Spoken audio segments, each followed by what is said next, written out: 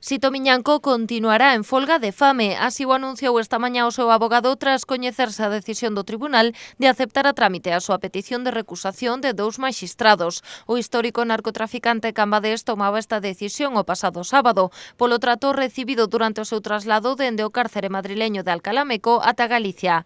Tampouco lle gusta a decisión da prisión da Lama de internalo nunha cela de illamento. Hay que abrir una pieza de recusación, como dije antes, y por otra parte, en cuanto a él, yo me imagino que permanecerá de momento en Alama. Me imagino que instituciones penitenciarias no le estará moviendo, porque tampoco sabemos cuánto tiempo se va a suspender el procedimiento. Tras cumprir 5 días en folga de fame, esta decisión xa está a ter efectos na súa saúde. No es bueno.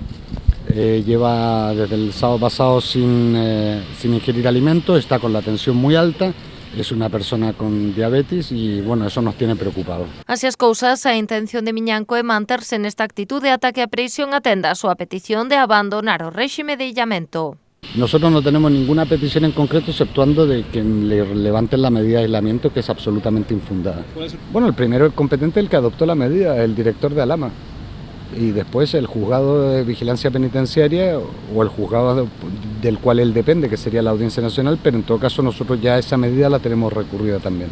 Segundo explicou o seu letrado, a prisión da Lama decidiu internalo en illamento por consideralo dirixente dunha organización criminal internacional que conta con recursos suficientes para facer chegar ao interior da prisión obxectos prohibidos e axudalo na evasión.